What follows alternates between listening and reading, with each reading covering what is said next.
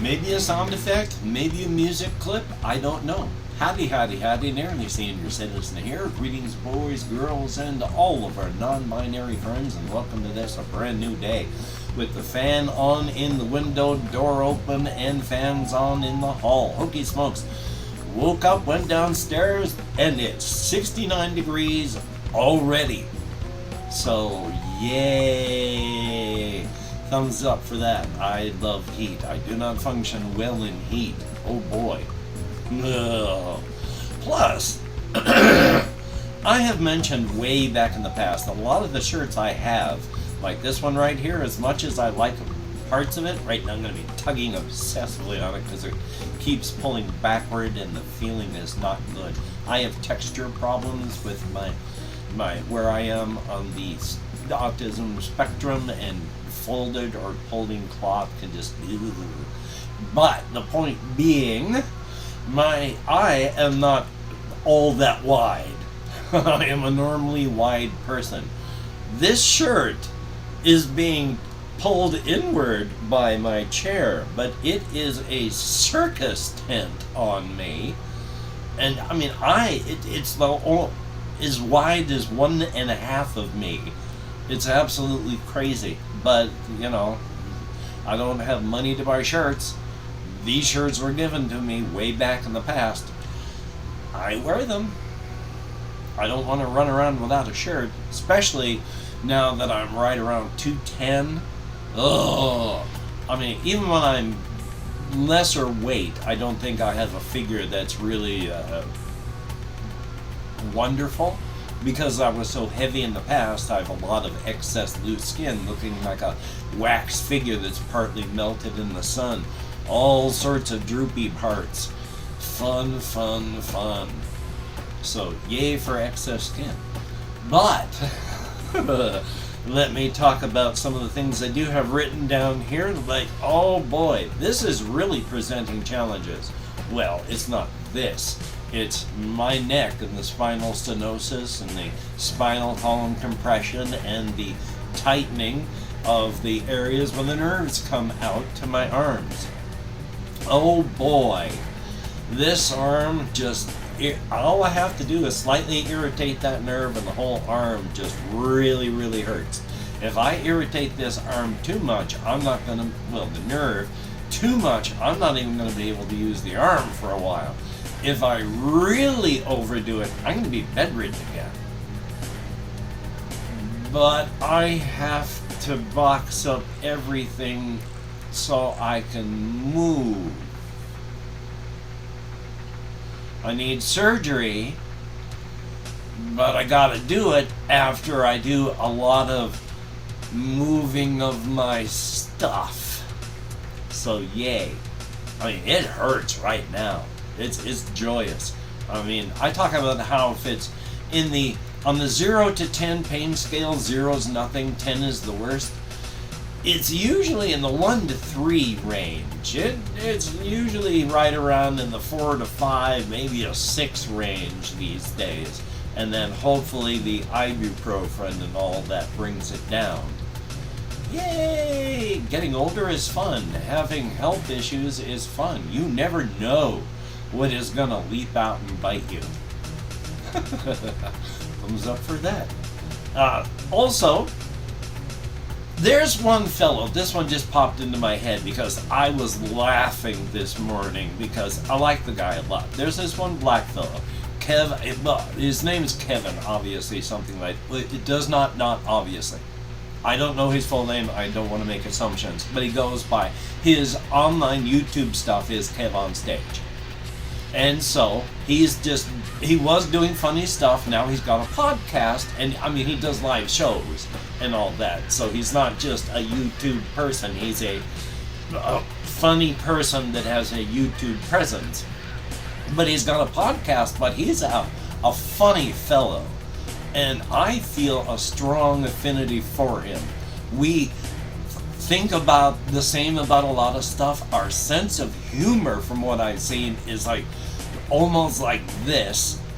I mean, there's a lot of stuff where I would hope that if I ever met the guy, we would hit it off.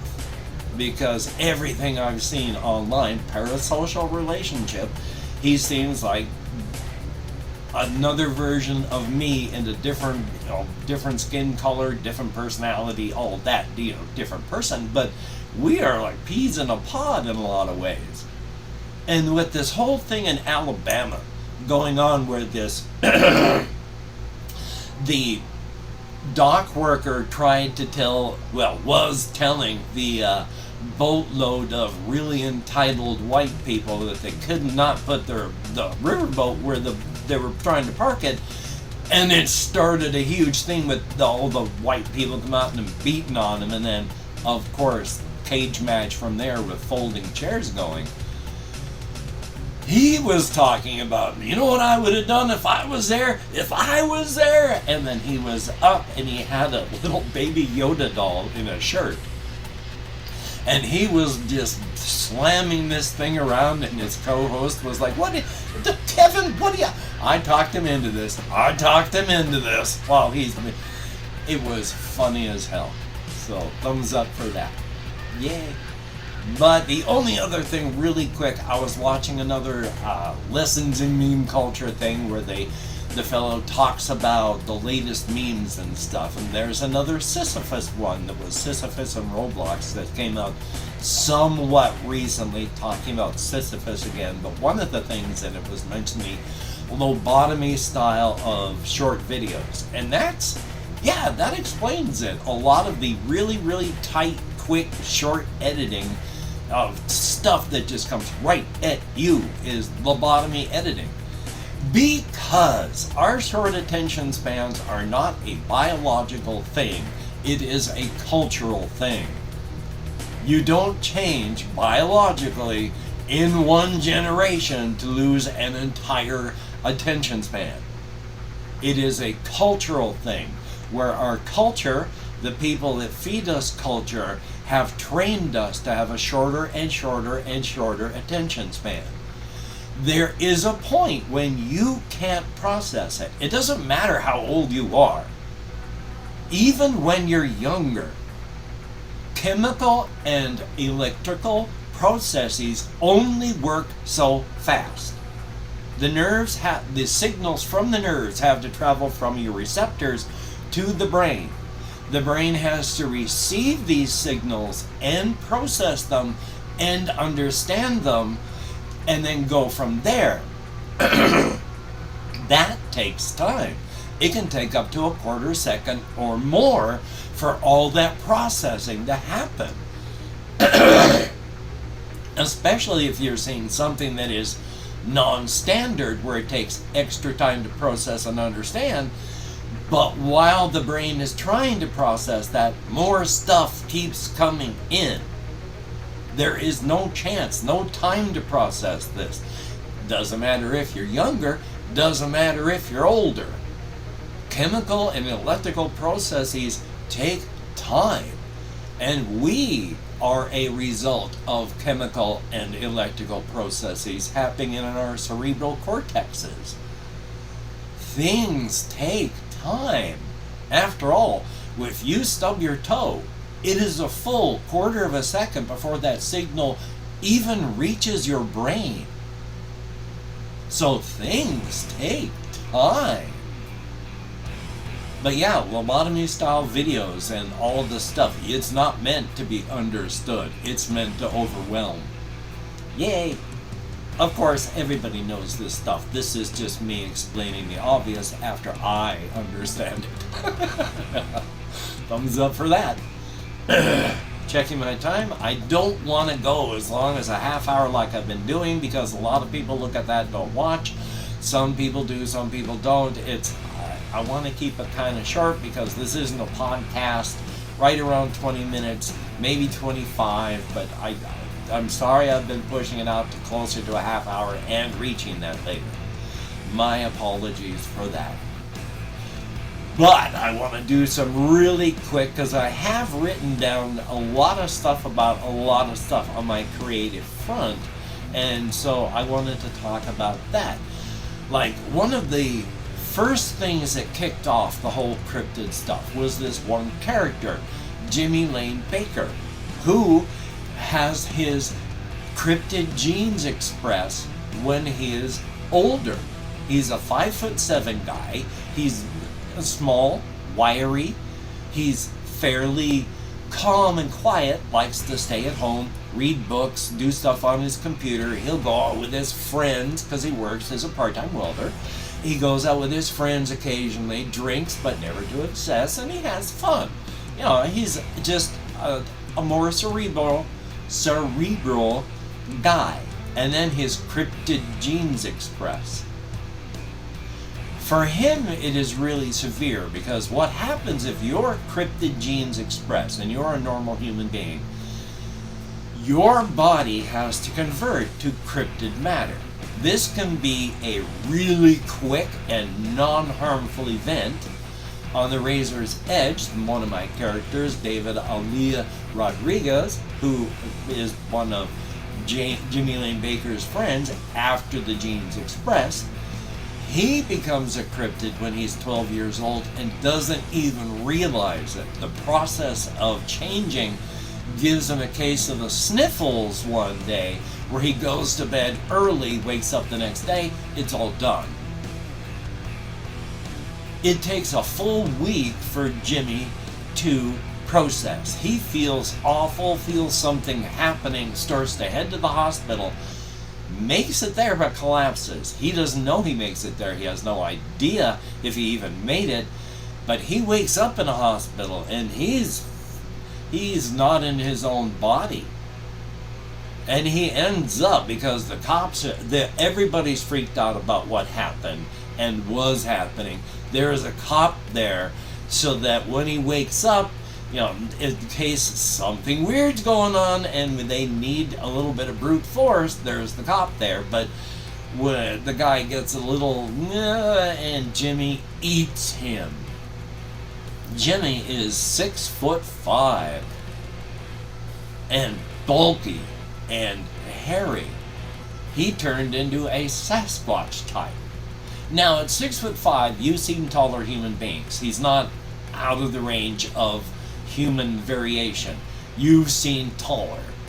He's also bigger and bulkier, like he really goes to the gym, but you've seen bigger. He doesn't seem too strange that way. One of my brother-in-laws was so hairy, his back was black with hair. You've seen hairier people than Jimmy Lane Baker looks. So when he's 6'5", bulky and hairy, well, if he was normal matter, he wouldn't really stand out. But it was this guy that started the whole thing. And he's having problems because he is of the 13th type of cryptid. Now, I really talk a lot about how on the inside and the Razor's Edge, people are on the menu, and everything takes advantage of that.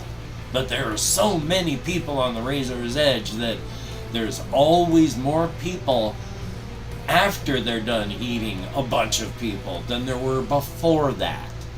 No danger of extinction. People are everywhere in this setting. The cryptids also have a great desire to consume human beings. But Jimmy Lane Baker, when he converts and becomes a 13th type, the 13th type is a genetic flaw. He cannot absorb the ambient cryptid radiation around him, and he has to eat human beings. Part of the other thing is he has no cryptid instincts. And because he has no cryptid instincts, he's just Jimmy Lane Baker in a different body, and he has to eat people. His mind did not change. His brain, small alterations. He has small personality changes because mind is a function of brain, but there weren't enough changes to do and change him past that. So Jimmy Lane Baker is still Jimmy Lane Baker.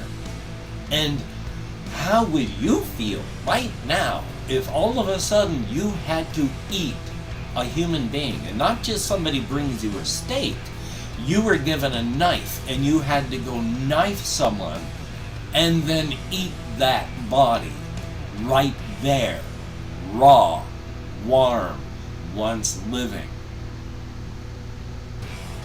Jimmy Lane Baker has to do that. He's got it hard. Some of 13th type cryptids have to eat only 1 or 2 people a year.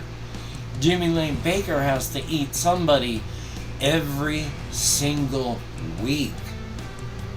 In these cases, 13th types, the vast, overwhelming bulk of these types take themselves out of the game because they cannot take what they're doing. Their consciences are destroying them on the inside for what they have to do, and they can't take it. By the end of the 10th year, the number of 13th type cryptids that are still alive is statistically non-existent.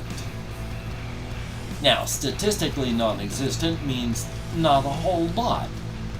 When it comes to alcoholism, with other drugs, they will come back and check on people after 10 years to see how their sobriety is going, their cleanliness. For alcoholics, they do it after 5 years to check on them, because after 10 years, all the alcoholics have relapsed and died. But statistically, while we don't exist, we also do. I have been sober for 23 years now, and there are people that have been sober a lot longer than that out there. There are a lot of people that are sober, but statistically, compared to the vast bulk, we don't exist. Same here. You will find living 13th type cryptids, but the vast bulk of them have taken themselves out of the game. So Jimmy Lane Baker is that type that has to take someone every single week checking my time. My story arc for him has him realizing that he's not really Jimmy Lane Baker anymore. Jimmy Lane Baker is 5'7". He's 6'5". So even though he's the same up here, he's not the same. So he decides to go by Bakir. Baker, Bakir, close to. But pushing himself away from his humanity leads him down a dark path where he is about to start killing just because he's a cryptid without needing to eat. And his friend, David Aaliyah Rodriguez, tells him, like, I can't be friends with an animal. If you do this, that I have to go. And since Daff is the only thing that Jimmy has as a lifeline holding him together, he manages to pull himself back from that cliff face. He's not Jimmy Lane Baker anymore, but he's not Bakir. Bakir is on the path to becoming just a mindless animal, and Jimmy Lane Baker doesn't exist anymore. It doesn't end happy, but it doesn't end because Daff and he are able to come to the realization that, you know, he's not this, he's not that, but maybe he can just be James Baker. And it takes some people 60, 70 years to figure out who they are in life. I still am not quite sure who I am, and I'm 60.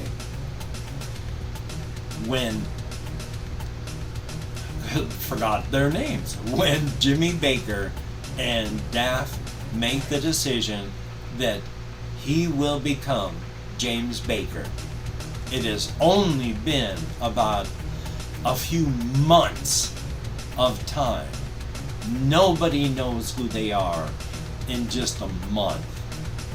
He has his whole life to figure out who he is, as long as he doesn't go down the path of Bakir, and there is no path to Jimmy Baker. So he has to become somebody new. James Baker. And he's still the 13th type. He still has to eat an entire human being every single week while still having a human mind in a cryptid body. But he has Daff there to hold him together. Daff has his own story that hopefully I will be able to talk about, because David, in this case, is spelled D-A-P-H-I-I-D.